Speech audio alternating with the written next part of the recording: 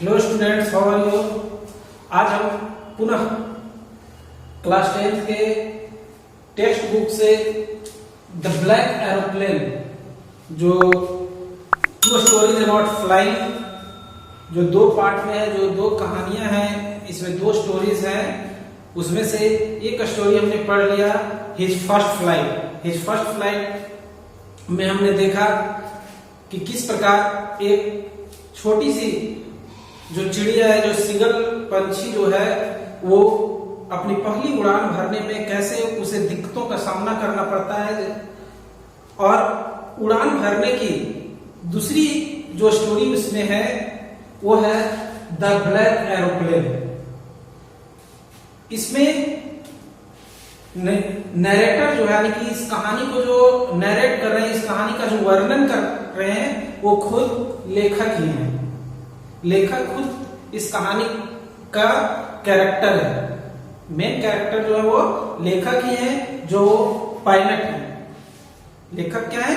एक पायलट है जो क्या करते हैं, हवाई जहाज चलाते हैं, हवाई जहाज को उड़ाते हैं। ठीक है, तो चलिए हम इस कहानी को पढ़ते हैं, देखते हैं आखिर इस कहानी में ऐसा क्या ट्विस्ट है, ऐसी क्या घटनाएं घटी है जो एक अद्भुत है। चलिए शुरू करते हैं स्टोरी को। द ब्लैक एरोप्लेन यानी कि वो काले हवाई जहाज। स्टोरी आपका यहां से शुरू है। The moon was coming up in the east behind me. Me किसके लिए आया? वही जो इस कहानी को नरेट कर रहे हैं, जो इस कहानी को वर्णन कर रहे हैं। और इस कहानी को वर्णन अभी हमने बताया कि लेखक खुद कर रहे हैं। खुद ये लेखक जो है उस कहानी का कैरेक्टर, इस स्टोरी के कैरेक्टर है। तो the moon was coming up in the east behind मी। अरे मेरे पीछे पूरब की ओर से चांद निकल रहा था। चांद क्या हो रहा था? निकल रहा था मेरे पीछे से। इसका मतलब है कि रात्रि होने को थी, या रात्रि हो चुकी थी। And stars were shining in the clear sky above मी। और मेरे ऊपर स्पष्ट आकाश में तारे टिमटिमा रहे थे, चमक रहे थे। लेखक कह रहे हैं कि चंद्रमा धीरे धीरे करके निकल रहे थे और ऊपर, हमारे ऊपर जो है वो तारे आकाश में टिमटिमा रहे थे। और ये क्या, किस चीज का संकेत है? कि इसका अर्थ है कि आकाश जो है वो पूरा साफ है, किसी तरह का कोई दिक्कत नहीं है, क्योंकि तारे बढ़िया से दिख रहे थे, टिमटिमाते हुए दिख रहे थे। आगे चलिए। There wasn't a cloud in the sky. आकाश में एक भी बादल नहीं थे, बादल के कहीं भी लक्षण दिखाई नहीं दे रहे थे। कहां पर? आकाश में। I was happy to be alone high up above the sleeping countryside. Countryside मतलब देहात क्षेत्र। तो मैं ऊपर में काफी खुश था। यानी कि क्या कर रहे थे लेखक? हवाई जहाज को उड़ा रहे थे। तो ऊपर में कह रहे कि मैं ऊपर काफी खुश था। Around high above the sleeping countries, I was happy to be around high above the sleeping countries. यानी कि मैं ऊपर में अकेले काफी खुश था, जहां देहात क्षेत्र जो है वो सोया हुआ था। और मैं उस रात में सोए हुए, जब लोग सोए हुए थे, उस समय में ऊपर आकाश में अपनी हवाई जहाज को उड़ाते हुए काफी खुश था। किसी तरह की मुझे समस्या नहीं थी। I was flying my all Dakota airplane over France back to England. Dakota क्या है? उनके हवाई जहाज का नाम है। कह रहे कि मैं अपने पुराने डकोटा हवाई जहाज को फ्रांस से इंग्लैंड की ओर ले जा रहा था। फ्रांस से उड़ान भरा था और वापस कहां जा रहे थे वो? England. I was dreaming of my holiday and looking forward to being with my family. मैं अपनी छुट्टियों के बारे में सोच रहा था कि वो हवाई जहाज उड़ा रहे हैं और उनके मन में ख्याल आ रहा है कि जब मैं इंग्लैंड पहुंच जाऊंगा तो मुझे छुट्टी मिल जाएगी और मैं अपने परिवार के साथ कुछ समय बिता सकूंगा। वही कह रहे कि मैं छुट्टियों के बारे में अब सपने देख रहा था और अपने परिवार के साथ होने के सपने देख रहा था। I looked at my watch। कह रहे कि मैं अपनी घड़ी की ओर थोड़ा देखा, कितना टाइम हो रहा है थोड़ा देख लिए। 1:30 in the morning, सुबह के 1:30। सुबह हम लोग नहीं करेंगे इसको, 1:30 रात ही होता है हम लोगों के लिए, समझिए सभी जगह। लेकिन वो दिन क्या होता है, चेंज हो जाता है, डेट चेंज हो जाता है। तो हम 1:30 जो नाइट में होता है उसको पीएम नहीं बोलते हैं, उसको क्या बोलते हैं, एएम ही बोलते हैं। तो 1:30 रात के बज रहे थे। I should call Paris control soon, I thought। मैं सोचा, लेखक करे नहीं, मैं सोचा कि थोड़ा मैं जल्दी से पेरिस कंट्रोल रूम बात कर लेता हूं, क्योंकि उसका हवाई जहाज जब पायलट उड़ाते हैं तो उसका सारा जो कंट्रोल होता है, नियंत्रण होता है, वो नीचे होता है। तो ये सोचा कि मैं सही दिशा में जा रहा हूं या नहीं जा रहा हूं, थोड़ा सा पेरिस कंट्रोल रूम में बात कर लेता हूं। As I looked down past the nose of the aeroplane, I saw the lights of a big city in front of me। जब मैं अपने हवाई जहाज के आगे के भाग को देखा तो उसके आगे यानी कि मेरे सामने जगमगाता हुआ एक बड़ा शहर दिखाई दे रहा था, जो पूरी तरह से जगमगा रहा था लाइट से। I switched on the radio and said। मैं अपने रेडियो को ऑन किया, कि जो यंत्र है जिससे कि वो कंट्रोल रूम में बात करते, पायलट का कान में लगा होता है ना, तो वो ऑन किया उस यंत्र को और बात करने शुरू किया और बोला,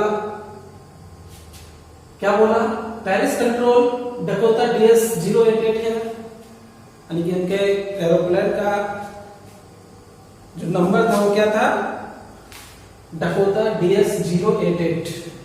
तो कह रहा कि पेरिस कंट्रोल रूम, मैं डकोटा 088 का पायलट बोल रहा हूं, कैन यू हियर मी, क्या आप मुझे सुन सकते हैं।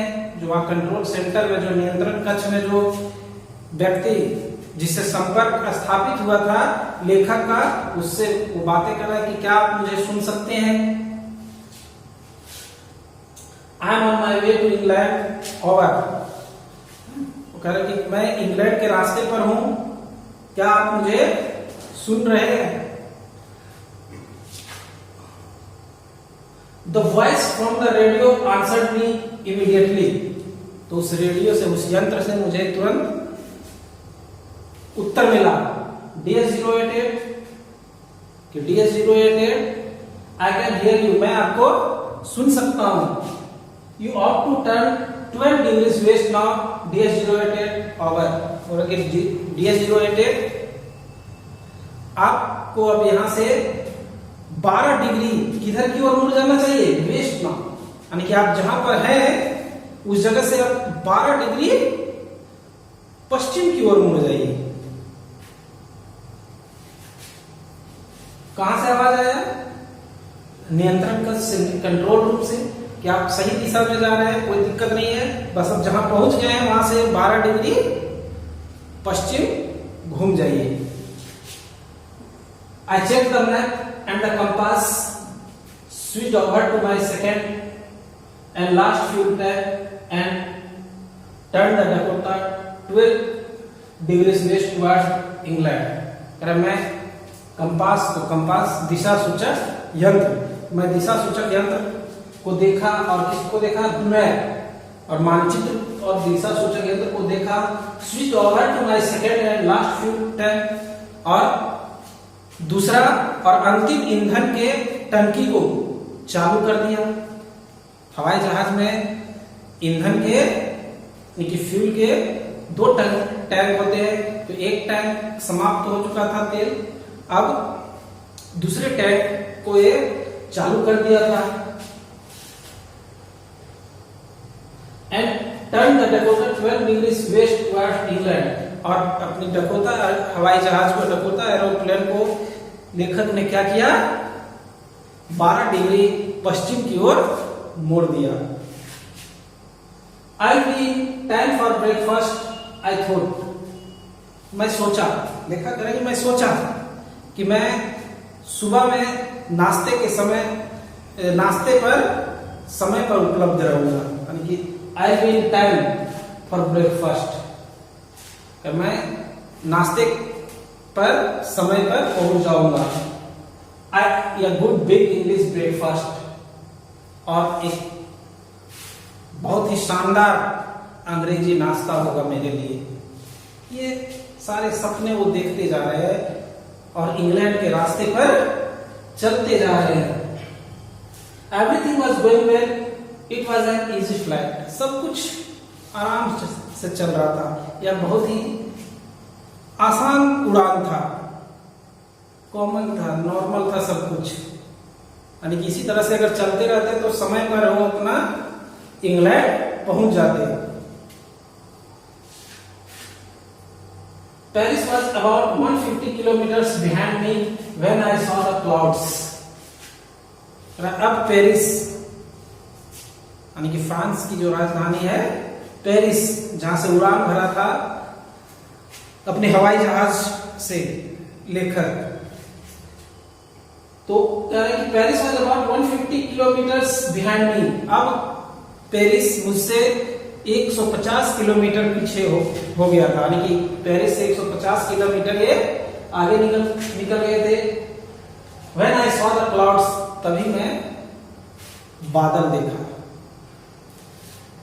स्टॉर्म क्लाउड्स, और वह भी कैसा बादल, तूफानी बादल।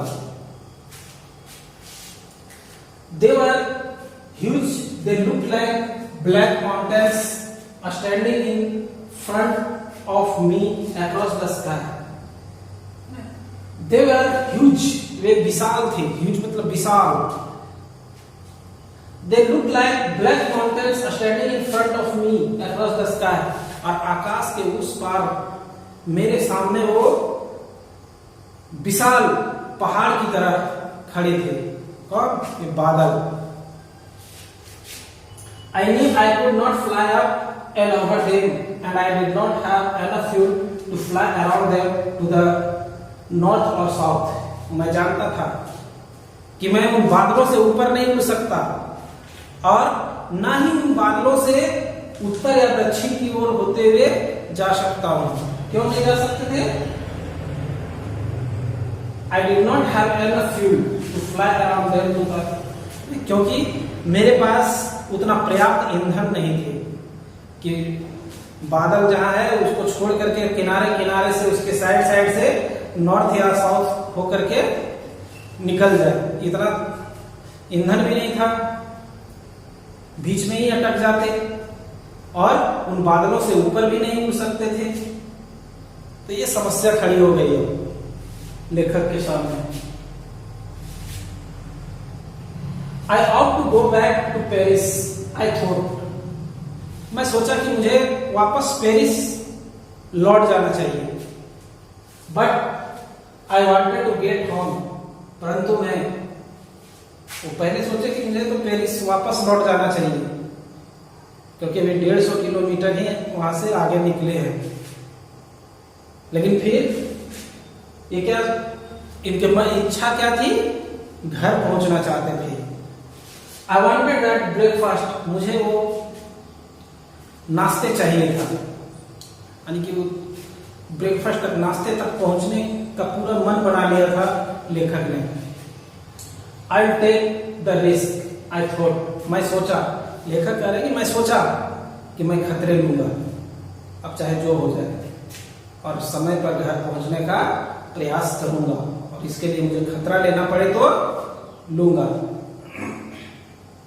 And flew that old Dakota straight into the storm. और क्या किया, उस पुराने डकोटा हवाई जहाज को सीधा तूफान में उड़ा दिया। जिधर तूफानी बादल थे उस तूफानी बादल में ही उड़ा दिया। Inside the clouds everything was suddenly black. बादलों के अंदर अचानक सभी चीजें क्या हो गए, काले काले हो गए। It was impossible to see anything outside the aeroplane. हवाई जहाज से बाहर देखना लगभग असंभव हो गया था, कुछ भी दिखाई नहीं दे रहा था। The old aeroplane jumped and twisted in the air. और वो पुराना हवाई जहाज क्या हो रहा था, ट्विस्टेड, मुड़ रहा था और उछल रहा था हवा के कारण, यानी कि पूरा तरह से असंतुलित हो गया था। I looked at the compass. मैंने दिशा सूचक यंत्र को देखा। I couldn't believe. दिशा सूचक यंत्र को देखा तो I couldn't believe my eyes. तो मैं अपनी आंखों पर विश्वास नहीं कर सका। सोचा कि दिशा सूचक यंत्र क्या करता है, दिशा बताता है कि किधर है, साउथ में है, नॉर्थ में है, ईस्ट है, वेस्ट किधर है, ये बताता है। तो कंपास को देखा जब कि किधर है, साउथ, नॉर्थ, ईस्ट, वेस्ट, और तो देखा तो अपनी आंखों पर उन्हें विश्वास नहीं हुआ। The compass was turning round and round and round, turning round and round and round. वो दिशा सूचक यंत्र क्या हो रहा था, गोल गोल गोल गोल घूम रहा था, यानी कि वह अभी खराब हो गया था, वो सही दिशा नहीं बता रहा था। इट वॉज डेड, या खराब हो गया। It would not work, the other instruments were suddenly dead too. I tried the radio. यह तो खराब हो ही गया, अन्य यंत्र भी जो थे, अन्य इंस्ट्रूमेंट भी जो थे वह भी खराब हो गए। तो अंत में कह रहे हैं कि मैंने रेडियो कोशिश की, यानी कि पेरिस कंट्रोल रूम से बात करने का प्रयास किया। Paris control can you hear me. क्या कहा है कि पेरिस कंट्रोल रूम क्या आप मुझे सुन सकते हैं। There was no answer. तो लेकिन उधर से कोई उत्तर नहीं मिला। The radio was dead too. Radio भी क्या हो गया था, खराब हो गया था। अब किसी तरह का इंस्ट्रूमेंट बचा नहीं था जो नीचे से वो संपर्क साध सके, या तो वहां पर दिशा प्राप्त पता कर सके कि किस दिशा में वो जा रहे हैं। सारा जितने तरह का को हेल्प, एक पायलट को हेल्प करने वाले जितने इंस्ट्रूमेंट होते हैं वो सारे इंस्ट्रूमेंट डेड हो चुके थे, खराब हो चुके थे।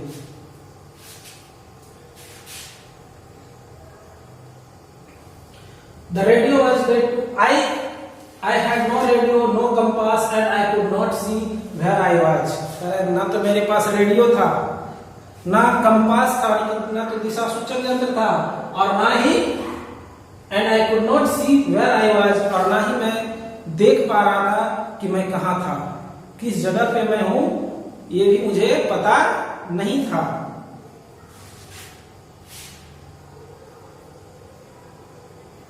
I was lost in the storm. मैं उन तूफानों में खो गया था, उस तूफान में मैं खो गया था। Then in the black clouds quite near me. तभी काले बादलों में ठीक मेरे सामने, बहुत मेरे पास ही, I saw another aeroplane. मैंने दूसरी हवाई जहाज को देखा।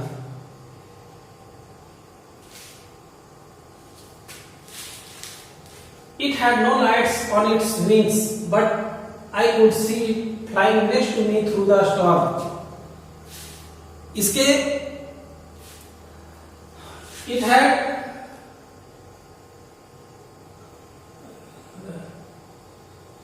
No lights on its wings, यानी कि इसके पूंछ पर, इसके बैक साइड पर, इसके सिरे पर, इसके पंख, विंग्स पंख, इसके पंख पर कोई लाइट, कोई नहीं थे, किसी तरह का लाइट नहीं था। But I could see it flying next to me through the storm, परंतु मैं इसे ठीक अपने बगल में देख सकता था जो इस तूफान में उड़ रहा था, यानी कि इस तूफान में उड़ते हुए मैं ठीक उसको, उस हवाई जहाज को देख सकता था अपने बगल में।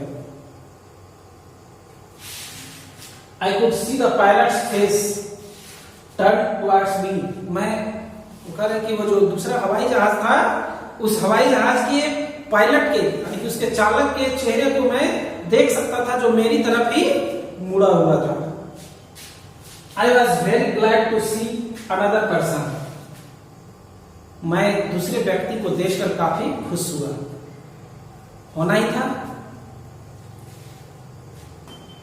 पहले अकेले थे तो कोई दिमाग काम नहीं कर रहा था, लेकिन जब अब एक और हवाई जहाज उसे बगल में दिखाई दिया तो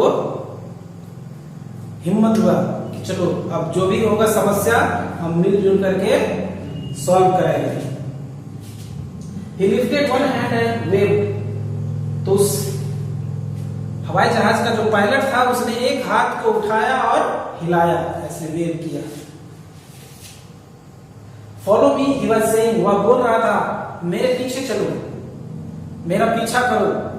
वो पायलट बोल रहा था मेरा पीछा करो, फॉलो मी।